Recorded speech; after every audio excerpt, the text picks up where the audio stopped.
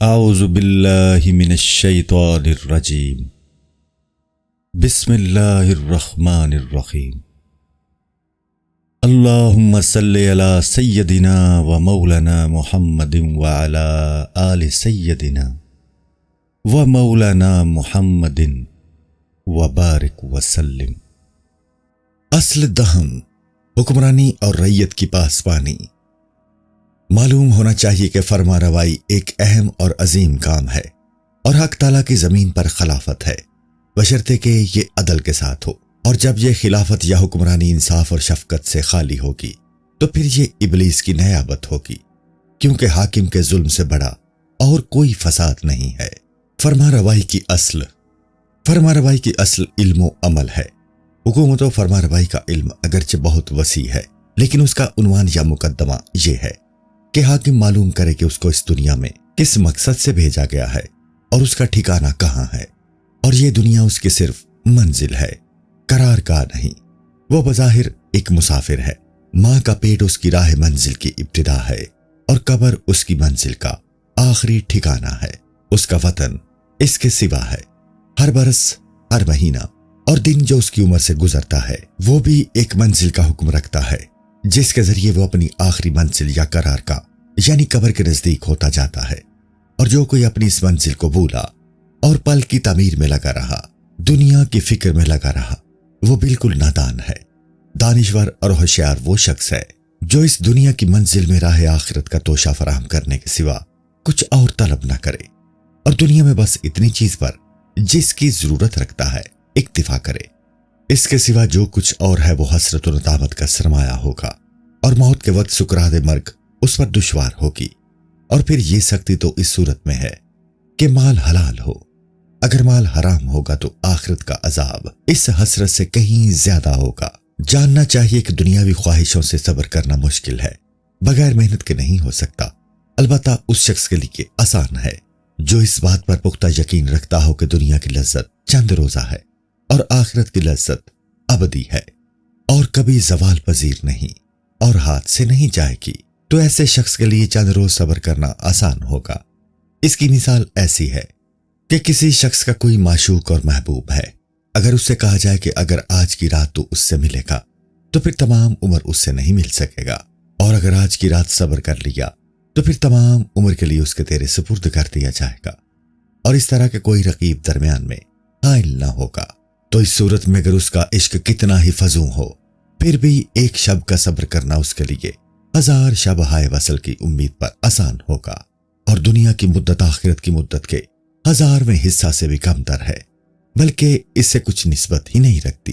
ابد کی ترازی انسان کے وہم اور خیال میں ہرگز نہیں آ سکتی کہ اگر فرض یہ کر لیا جائے کہ آسمان اور زمین کے تمام طبقات کو دانوں سے پر کر دیا جائے اور 1000 سال تک ایک پرندہ اس کھلیان سے ایک ایک دانہ چگتا رہے، تب بھی وہ کھلیان ختم نہ ہو اور اس کھلیان سے کچھ کم نہ ہو۔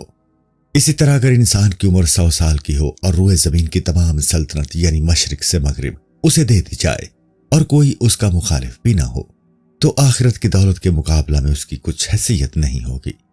بس جب کہ ہر شخص کو دنیا سے تھوڑا حصہ دیا گیا اور وہ بھی قدورت سے خالی نہیں ہے، اور ایسے بہت سے لوگ ہوں گے جو دولت میں اس سے فائق اور برتر ہوں، تو پھر دائمی سلطنت کو اس چھوٹی سی دولت کے عوض بیچنے کا کیا باعث ہو سکتا ہے؟ بس رعیت اور حاکم دونوں کو چاہیے کہ دل میں اس بات پر خوب غور کریں تاکہ کچھ دیر کے لیے دنیوی لذتوں سے دستبردار ہو سکیں۔ اس وقت رعیت پر مہربانی اور خدا کے بندوں کے ساتھ اچھا سلوک کرنا اور اللہ تعالیٰ کی خلافت کو صحیح طور پر بجا لانا اس پر آسان ہوگا۔ جب حاکم کو اس بات کا علم ہو جائے تب اس کی فرمانروائی میں مشغول ہونا چاہیے، اور اس طرح جیسا کہ اس کو حکم دیا گیا ہے، نہ اس طرح کہ اس میں دنیا کی خوبی ہو، کیونکہ حق تعالیٰ کے حضور میں کوئی عبادت حاکم کے عدل سے بہتر نہیں ہے۔ رسول اکرم صلی اللہ علیہ وآلہ وسلم نے ارشاد فرمایا ہے کہ سلطان عادل کے عدل کا ایک روز 60 برس کی عبادت سے افضل ہے، اور حدیث شریف میں یہ جو ارشاد فرمایا گیا ہے کہ قیامت کے دن حق تعالیٰ کے عرش کے سایہ میں 7 شخص ہوں گے، ان میں سب سے پہلا سلطان عادل ہوگا۔ رسول اکرم صلی اللہ علیہ وآلہ وسلم نے ارشاد فرمایا ہے کہ بادشاہ عادل کے لیے ہر روز 60 صدیقین عابد کا عمل ملائکہ یعنی عرش پر لے جاتے ہیں۔ حضور صلی اللہ علیہ وآلہ وسلم نے مزید ارشاد فرمایا ہے کہ حق تعالیٰ کا بڑا مقرب اور بہت محبوب بادشاہ عادل ہے، اور سب سے بڑا دشمن اور گرفتار عذاب بادشاہ ظالم ہے۔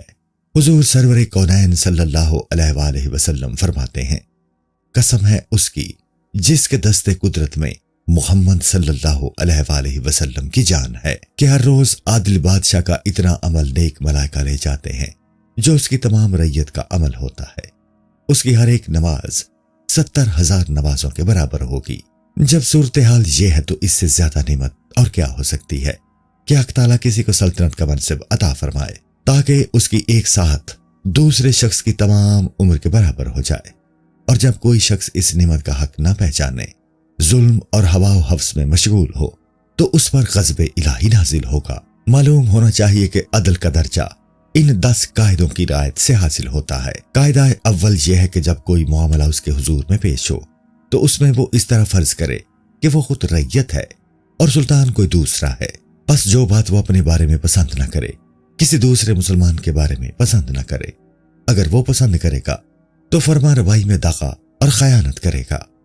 جنگ بدر کے روز حضور اکرم صلی اللہ علیہ وآلہ وسلم سایہ میں تشریف فرما تھے اور صحابہ کرام دھوپ میں تھے۔ حضرت جبرائیل امین تشریف لائے اور عرض کیا کہ اللہ تعالیٰ فرماتا ہے کہ آپ سایہ میں بیٹھے ہیں اور آپ کے اصحاب دھوپ میں ہیں۔ بس اتنی سی بات پر اللہ تعالیٰ نے ناپسندیدگی کا اظہار فرمایا، یعنی گلہ کیا۔ حضور اکرم صلی اللہ علیہ وآلہ وسلم کا ارشاد ہے کہ جو کوئی چاہتا ہے کہ دوزخ سے نجات پائے اور بہشت میں جگہ ملے، چاہیے کہ آخر وقت تک دم باز وسیع کلمہ لا الہ الا اللہ پڑھے، اور جو چیز اپنی خاطر پسند نہیں کرتا ہے کسی دوسرے مسلمان کے لیے پسند نہ کرے۔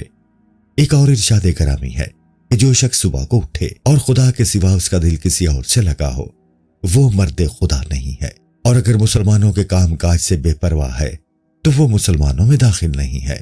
قاعدہ دوم یہ ہے کہ اپنے دروازے پر ارباب حاجات کے انتظار کرنے کو معمولی بات نہ سمجھے اور اس آفت سے بچے، اور جب تک کسی مسلمان کے کام سے فارغ نہ ہو جائے نفلی عبادت میں مشغول نہ ہو، کہ مسلمانوں کی حاجت روائی کرنا تمام نوافل سے افضل ہے۔ منقول ہے کہ ایک روز حضرت عمر بن عبدالعزیز نماز ظہر تک مخلوق کے کاموں میں مصروف رہے، پھر گھر میں تھکے ماندے گئے تاکہ ایک ساعت آرام کر لیں، اور ان کے اس ارادہ سے آگاہ ہو کر ان کے فرزند نے کہا کہ اے والد محترم، آپ کو کیا معلوم، شاید آپ کو اس ساعت میں پیام اجل آ جائے اور اس وقت کوئی امیدوار آپ کے دروازہ پر کھڑا ہو اور آپ اس امر میں قصوروار ٹھہرے۔ آپ نے فرمایا، بیٹے تم سچ کہتے ہو۔ یہ کہہ کر آپ فوراً باہر تشریف لے آئے۔ قاعدہ سوم۔ تیسرا قاعدہ یہ ہے کہ اچھی خوراک اور عمدہ لباس کا عادی نہ بنے، بلکہ تمام امور میں قناعت اختیار کرے، کیونکہ قناعت کے بغیر عدل ممکن نہیں ہے۔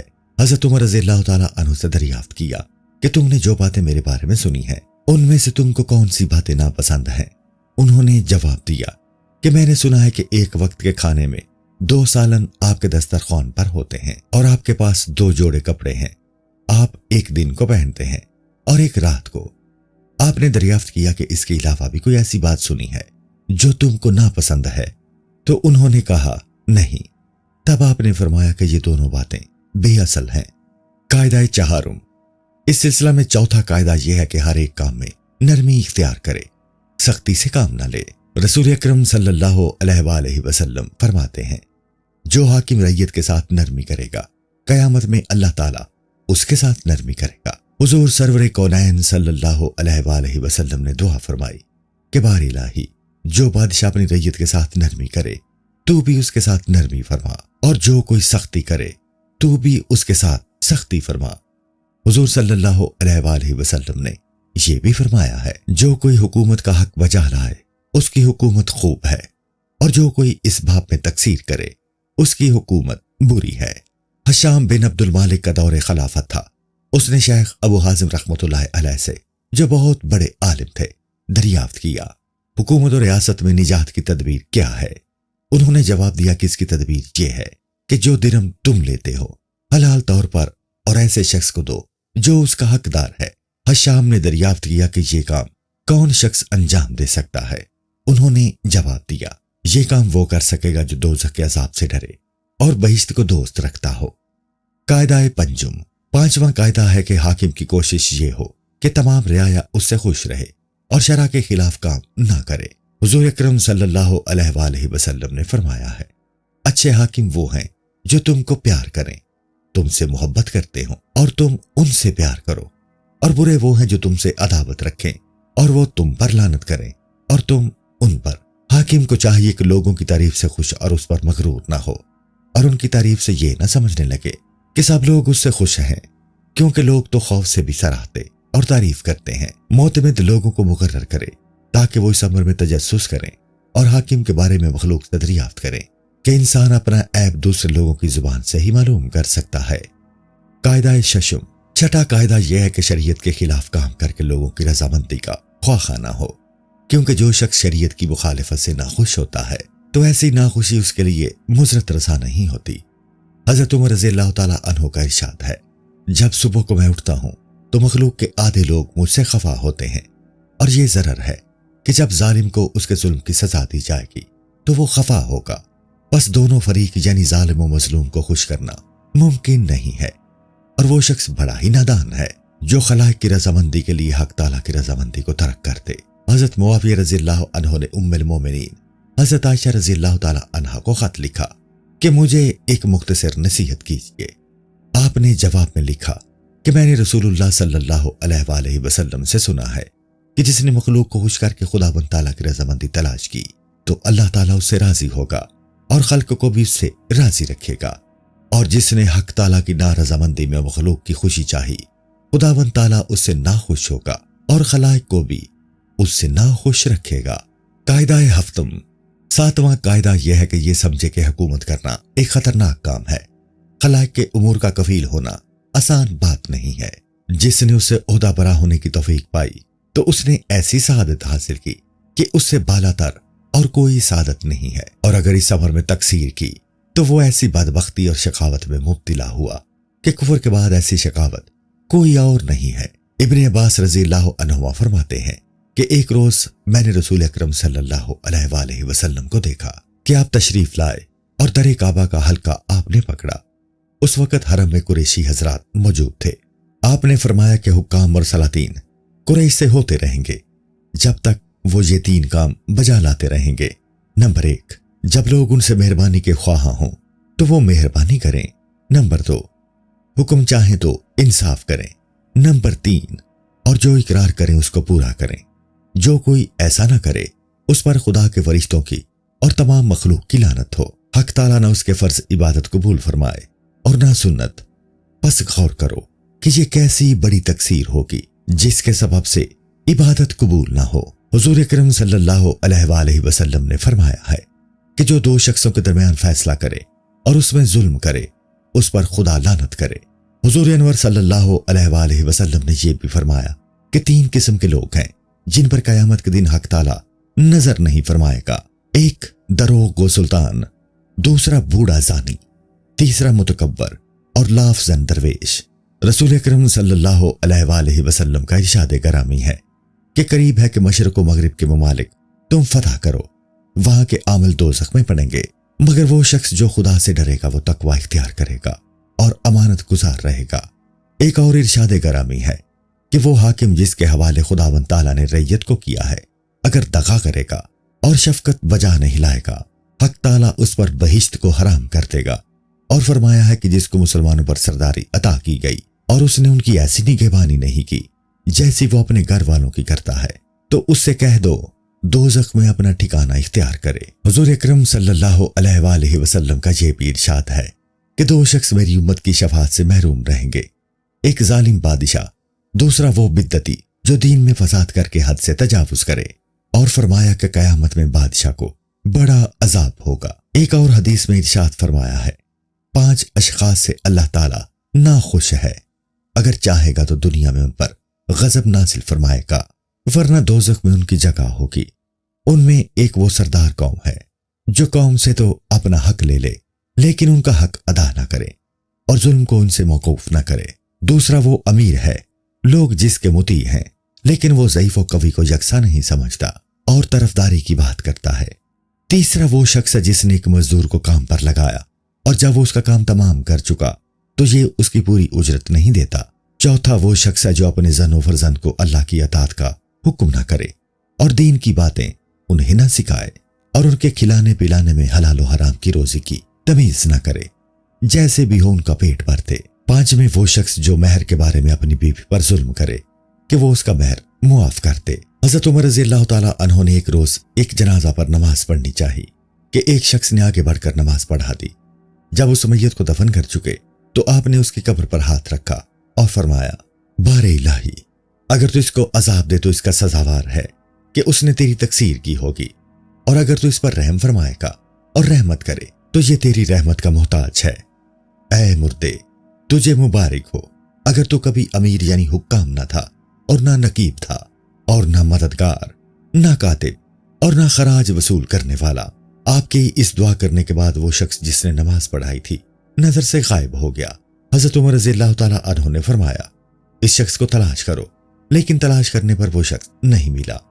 تب آپ نے فرمایا کہ یہ حضرت خضر علیہ السلام تھے۔ حضور اکرم صلی اللہ علیہ وآلہ وسلم نے فرمایا ہے، افسوس ہے ان امیروں پر، نقیبوں پر، امینوں پر جو عمل نہیں کرتے تھے، وہ اپنے گیسووں کے بال آسمان سے لٹکے ہوں گے۔ حضور اکرم صلی اللہ علیہ وآلہ وسلم نے یہ بھی فرمایا ہے کہ اگر کوئی شخص صرف 10 آدمیوں پر امیر ہے تب بھی اس کو قیامت کے دن دست بزنجیر لایا جائے گا۔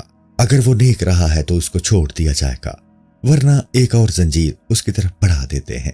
حضرت عمر رضی اللہ تعالیٰ عنہ کا ارشاد ہے کہ زمین کے حاکم پر آسمان کے حاکم کی طرف سے افسوس کیا جاتا ہے جب وہ سامنے پیش ہوتا ہے، ہاں جب کہ اس نے انصاف کیا ہو، حق گزار رہا ہو اور حرص و ہوا سے حکم نہ کیا ہو اور اپنے اقربا کی حمایت نہ کی ہو اور خوف و رجا کے تحت حکم نہ کیا ہو اور خداوند تعالیٰ کی کتاب کو ان معاملات میں آئینہ کی طرح اپنی نظر کے سامنے رکھا ہو اور ہر ایک حکم کتاب الہی کے مطابق دیا ہو، اس سے اللہ تعالیٰ راضی ہوگا۔ رسول اکرم صلی اللہ علیہ وآلہ وسلم نے ارشاد فرمایا ہے، قیامت کے دن حاکموں کو حاضر کیا جائے گا اور ان سے دریافت کیا جائے گا کہ تم میرے ریوڑوں کے نگہبان تھے اور میری زمین و مملکت کے خزینہ دار تھے، میرے فرمان کے خلاف تم نے کسی کو کوئی سزا دی اور اس پر حد جاری کی؟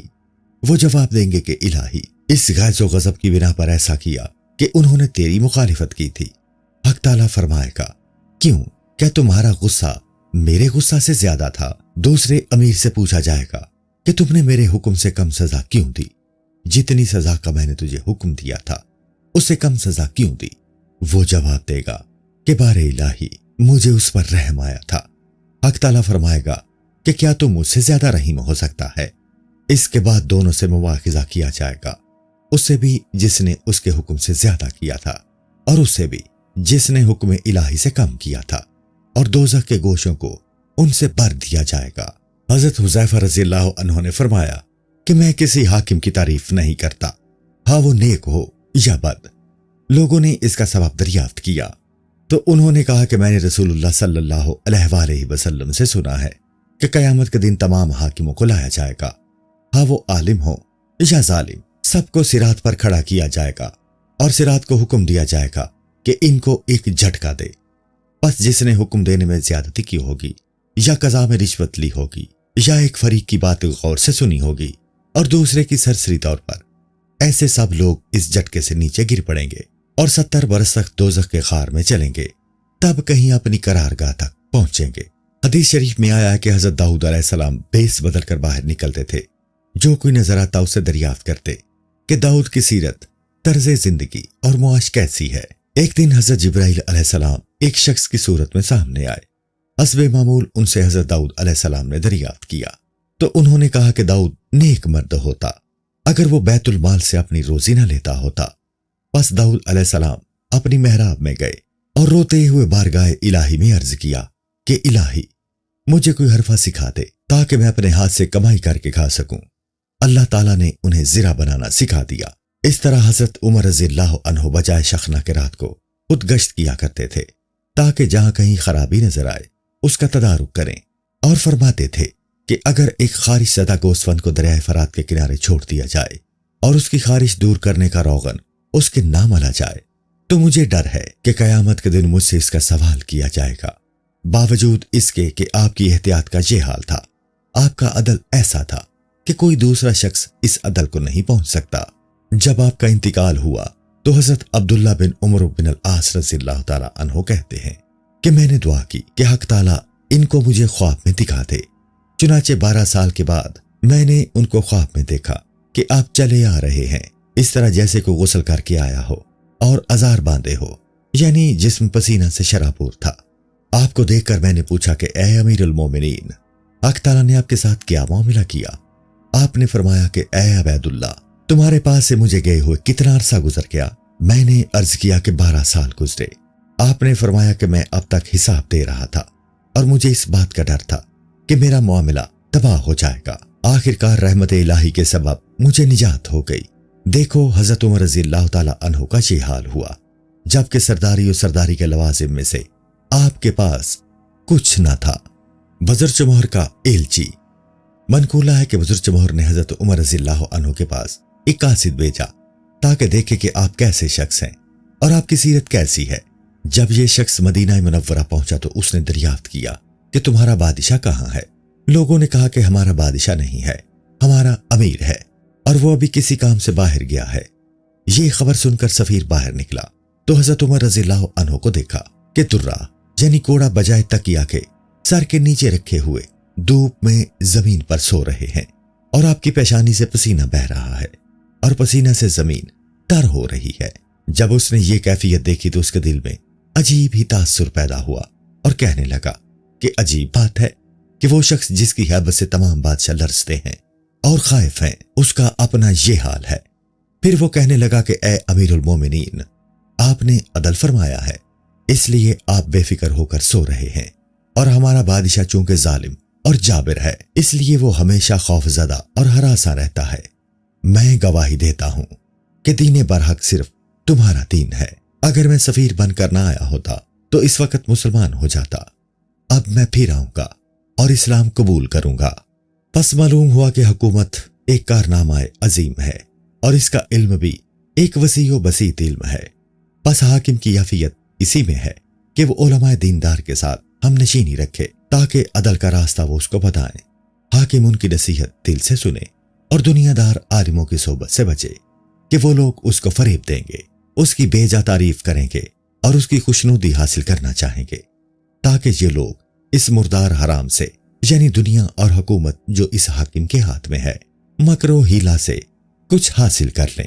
دیندار عالم وہ ہے جو حاکم سے کوئی طمع نہ رکھے اور انصاف سے کسی وقت نہ چوکے۔ منقول ہے کہ شیخ شفیق بلخی ہارون رشید کے پاس گئے تو ہارون نے کہا کہ شفیق زاہد تم ہی ہو؟ انہوں نے کہا میں شفیق ہوں، زاہد نہیں ہوں۔ ہارون نے کہا مجھے نصیحت کرو۔ شفیق بلخی رحمت اللہ تعالی علیہ نے فرمایا کہ حق تعالیٰ نے آپ کو حضرت صدیق رضی اللہ تعالی عنہ کی مسند پر بٹھایا ہے، بس وہ تجھ سے ایسا صدق چاہتا ہے جیسا کہ اس کو مطلوب ہے، اور فاروق اعظم رضی اللہ تعالی عنہ کی مسند پر بٹھایا ہے اور وہ آپ سے حق و باطل میں فرق چاہتا ہے جیسا کہ وہ چاہتا ہے ہونا چاہیے، اور عثمان ذو النورین کی جگہ آپ کو بٹھایا ہے اور آپ سے وہ علم و عدل چاہتا ہے۔ یہ سن کر ہارون نے کہا کہ کچھ اور نصیحت کیجئے۔ شفیق بلخی رحمت اللہ تعالی علیہ نے فرمایا حق تعالیٰ کا ایک گھر ہے جس کو دوزخ کہتے ہیں، آپ کو اس کا دربان بنایا ہے اور آپ کو 3 چیزیں دی ہیں، بیت المال کے اموال، شمشیر اور تازیانہ، اور حکم دیا ہے کہ ان 3 چیزوں کے ذریعے مخلوق کو دوزخ سے بچائیے، یعنی جو محتاج تمہارے پاس آئے اس کو مال سے محروم نہ رکھو، اور جو خدا کی نافرمانی کرے اس کو اس تازیانے سے سزا دیجیے، اور جو شخص کسی کو ناحق قتل کر دے اس کو والی کی اجازت کے بعد اگر وہ دیت نہ دے اس تلوار سے قتل کر دیجیے۔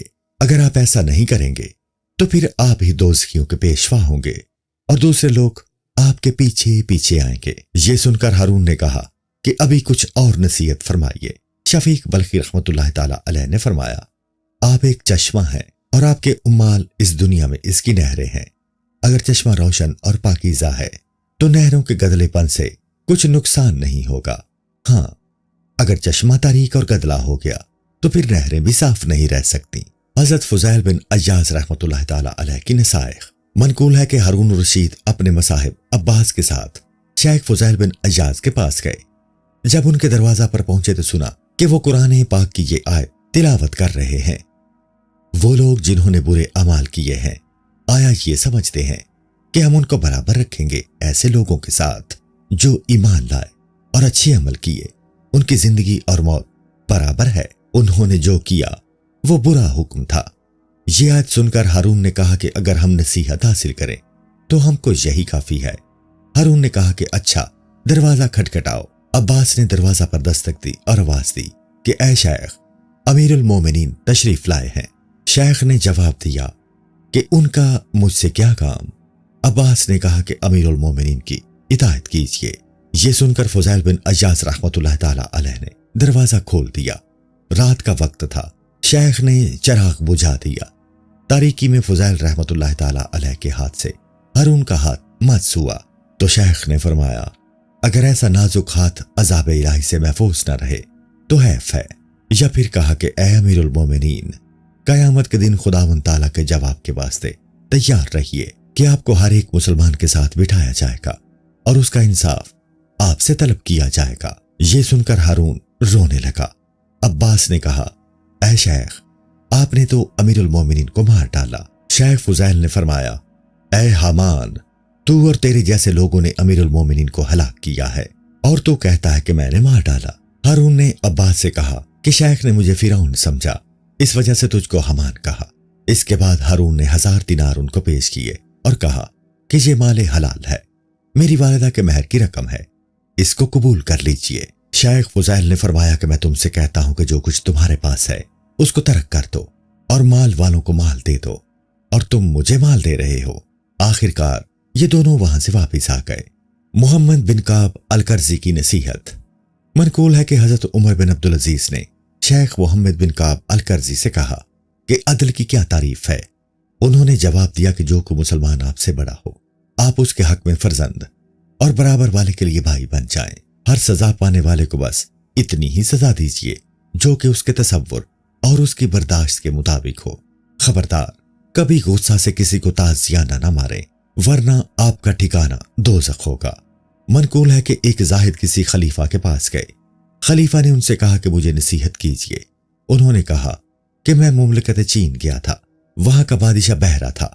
वो ज़ारो कतार रोता रहता था कि मैं इसलिए नहीं रो रहा हूं कि मेरी समात खत्म हो गई है, बल्कि इसलिए रोता हूं कि अगर कोई मजलूम आए और फरियाद करे तो मैं उसकी फरियाद नहीं सुन सकूंगा।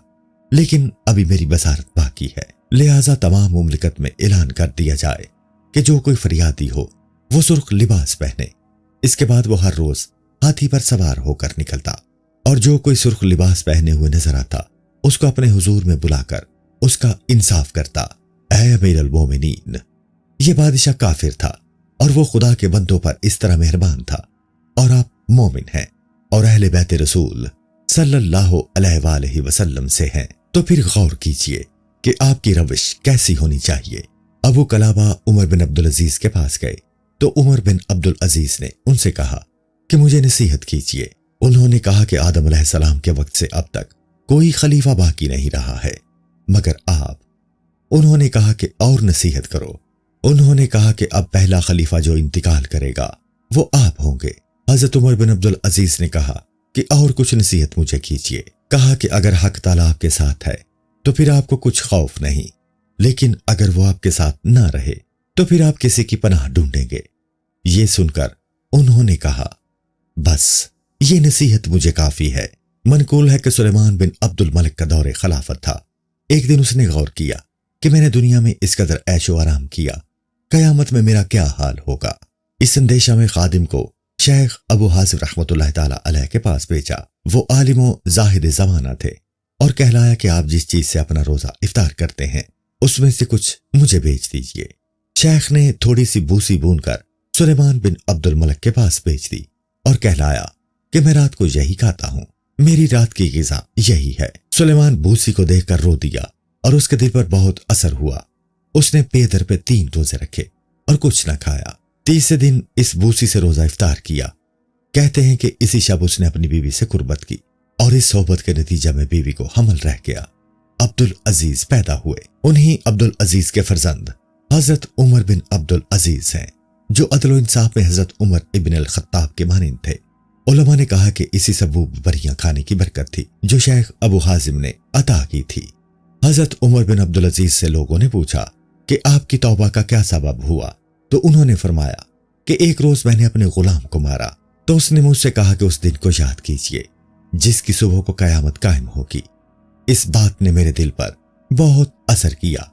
मनकूल है कि किसी बुजुर्ग ने हारून रशीद को अरफात के मैदान में देखा कि सरोपा बरहना गर्म रेग और पत्थर पर खड़ा है और हाथ उठाकर इस तरह कह रहा है कि बारे इलाही, तू आका है और मैं गुलाम हूं।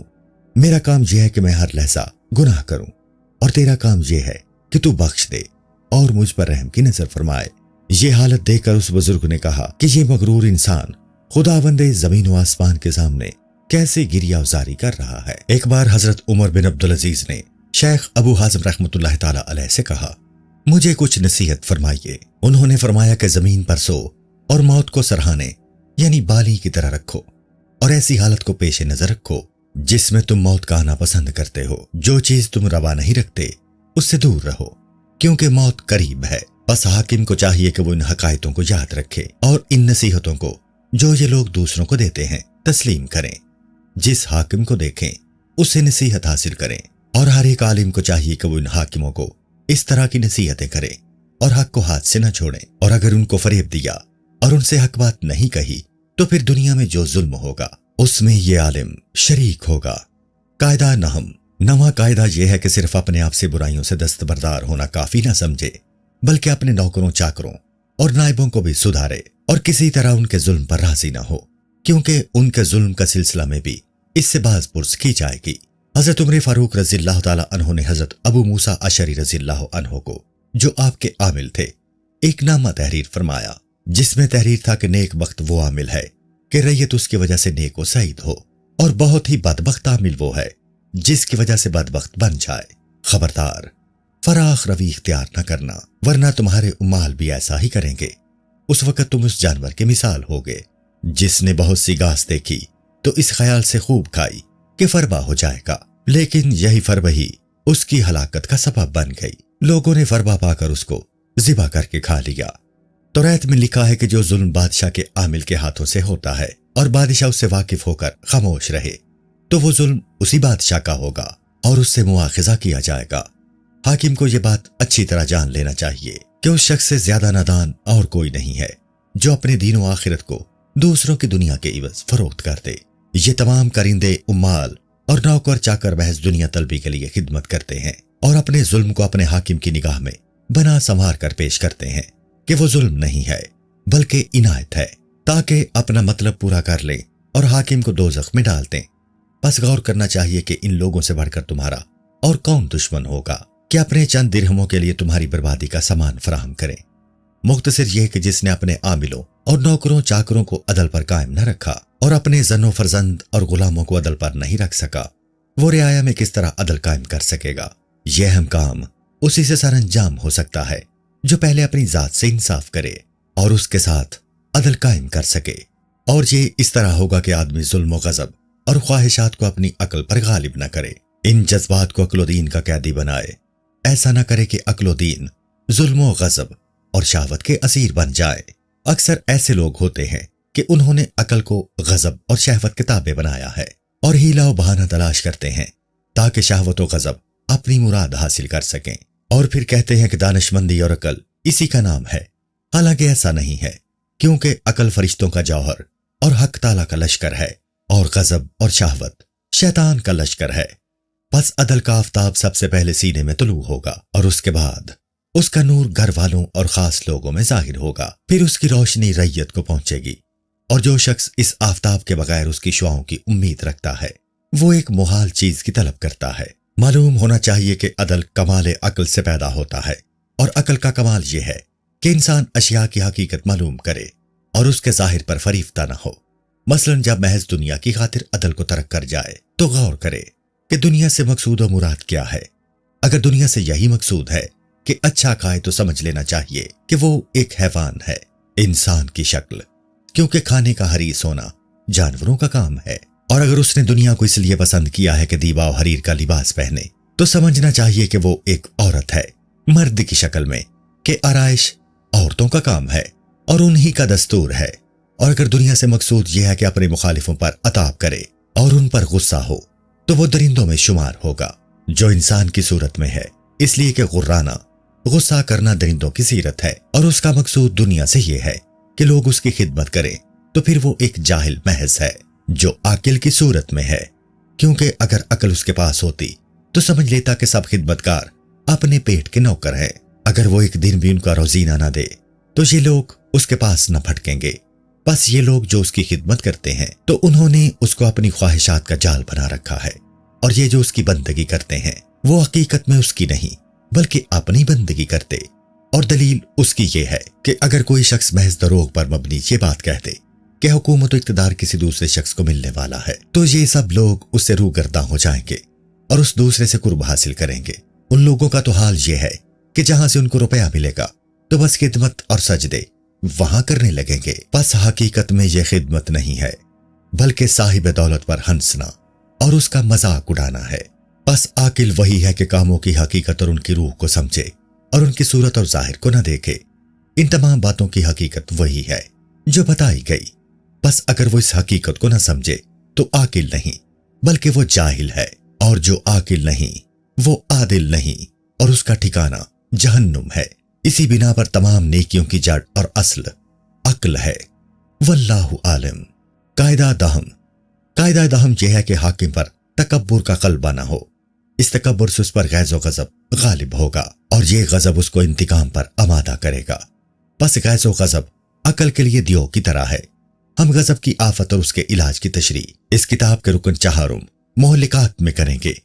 ये समझ लेना चाहिए कि जब गैज़ो गज़ब गालिब हो तो उस वक़्त ये कोशिश करनी चाहिए कि तमाम कामों में उफ़्व दरगुजर की तरफ उसका झुकाव हो और करम और बुर्दबारी यानी तहम्मुल अपना शुआर बना ले। इसको समझ लेना चाहिए कि जब वो करम को अपना शुआर बना लेगा तो फिर वो औलिया, सहाबा और अंबिया की मानिंद होगा कि ये सब हजरात करम पेशा थे, और इसको अबला और बेवकूफ लोगों की तरह नहीं होना चाहिए कि ये अबला लोग तो जानवरों और दरिंदों की तरह होते हैं।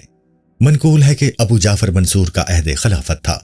उसने एक दिन एक खयानत करने वाले शख्स के कत्ल का हुक्म दिया। शेख मुबारक बिन फजाला उस वक्त मौजूद थे। उन्होंने कहा, ऐ अमीरुल मोमिनीन, इस कत्ल से कबल मुझसे रसूल अकरम सल्लल्लाहु अलैहि वसल्लम की एक हदीस सुन लीजिए। अबू जाफर ने कहा, सुनाओ। शेख मुबारक ने कहा, हजरत अबू हुरैरा रज़ियल्लाहु ताला अन्हु से मरवी है कि रसूल खुदा सल्लल्लाहु अलैहि वसल्लम ने फरमाया है कि क़यामत के दिन तमाम मखलूक को एक सहरा में जमा किया जाएगा और मनादी आवाज देगा कि जिस किसी का अल्लाह ताला पर हक हो वो खड़ा हो जाए। उस वक्त कोई शख्स भी नहीं उठेगा सिवाय उस शख्स के जिसने किसी को माफ किया होगा। यह हदीस सुनकर अबू जाफर ने कहा, इसको छोड़ दो, मैंने इसको माफ किया। अक्सर गैज़ो गज़ब इस सबब से पैदा होता है कि कोई शख्स उनसे जबान दराजी करने वाले को फौरन कत्ल कर दें। ऐसे मौका पर हाकिम को चाहिए कि हजरत ईसा अलैहिस्सलाम के इस कौल को याद करे जो उन्होंने याह्या अलैहिस्सलाम से कहा था कि अगर तोहमत लगाने वाला तेरे बारे में सही कह रहा है तो उसका शुक्रिया अदा कर, और अगर वो झूठ बोल रहा है तो बहुत ज्यादा शुक्र अदा कर कि तेरे अमाल नामा में एक अमले खैर का इजाफा हुआ बगैर इसके कि इसके अमल में तूने कुछ तकलीफ उठाई। यानी उस शख्स की इबादत तेरे अमाल नामा में लिख दी जाएगी जिसके लिए तूने कोई तकलीफ नहीं उठाई। मनकूल है कि रसूल खुदा सल्लल्लाहु अलैहि वसल्लम के सामने एक शख्स की इस तरह तारीफ की गई कि वो बहुत ताकतवर है। आपने फरमाया, किस तरह? कहने वाले ने कहा कि वो जिस किसी से लड़ता है उसको शिकस्त दे देता है और हर शख्स पर गालिब रहता है। रसूल अकरम सल्लल्लाहु अलैहि वसल्लम ने फरमाया कि कवि और मर्द वो शख्स है कि जो अपने गुस्सा पर गालिब आ जाए, वो शख्स नहीं है जो किसी को पिछाड़ दे। रसूल अकरम सल्लल्लाहु अलैहि वसल्लम ने यह भी फरमाया है कि 3 चीजें हैं, जिस शख्स को ये तीनों चीजें हासिल हो जाएं, उसका ईमान है। यह कि जब गुस्सा करे तो किसी बातिल बात का इरादा न करे, जब खुशनूद हो तो उसका हक अदा करे, और जब कुदरत रखता हो तो अपने हक से ज्यादा न ले। हजरत उमर रज़ियल्लाहु ताला अन्हु फरमाते हैं कि खल्क में तुम उस शख्स पर इत्मीनान मत करो जब तक तुम गुस्सा की हालत में उसको न देख लो कि वो गुस्सा को जब्त करने वाला है, और जब तक तुम किसी शख्स को हिर्स व तमा में न आजमा लो उसके दीन पर इत्मीनान मत करो। जनाब अली इब्ने हुसैन रज़ियल्लाहु अन्हुमा एक रोज मस्जिद की तरफ जा रहे थे।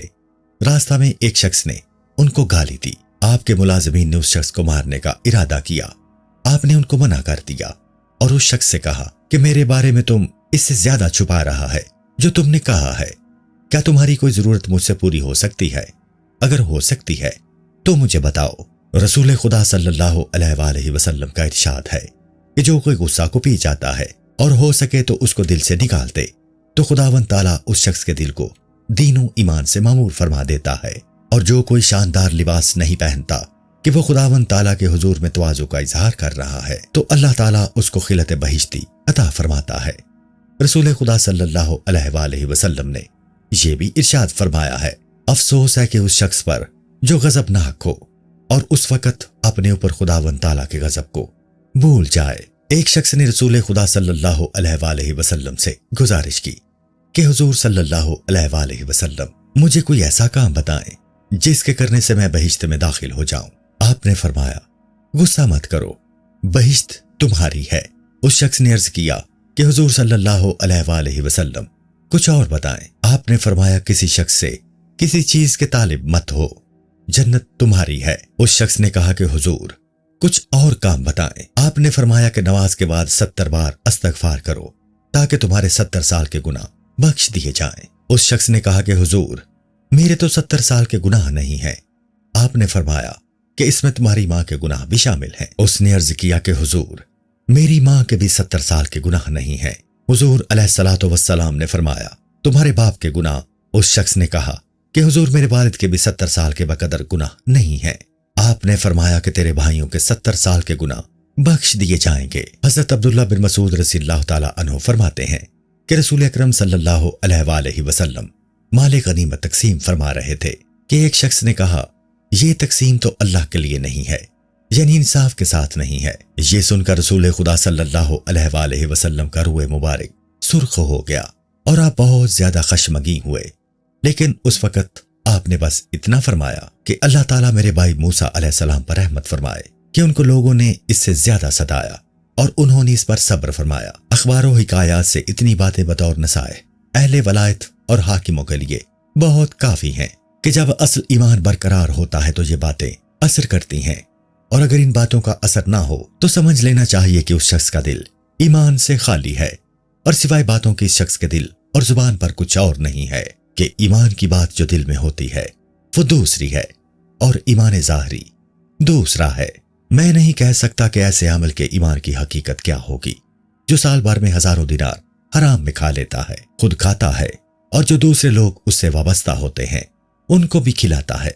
कयामत में तमाम लोग जिनका माल उसने जबरदस्ती खाया है उससे वो माल तलब करेंगे और उसकी नेकियां दूसरों को दे दी जाएंगी। ये कैसी गफलत और मुसलमानी से बईद बात होगी। वस्सलाम। किताब कीमिया सादत का रुकने अव्वल दोम खत्म हुआ। अस्सलामु अलैकुम। पूरी किताब देखने के लिए हमारे YouTube चैनल सूफी समा की प्लेलिस्ट में जाएं। यहाँ आपको मुख्तलिफ बुजुर्गों की किताबें मिलेंगी और जो किताब पूरी ना हुई उस पर काम तेजी से हो रहा है और रेगुलर बेसिस पर अपलोड होती रहती हैं। आपसे गुजारिश है कि आप हमारे YouTube चैनल को सब्सक्राइब कर लें और बेल नोटिफिकेशन पर क्लिक कर लें ताकि हमारी आने वाली किताबें आपको मिलती रहें। जज़ाकुल्लाहु खैर।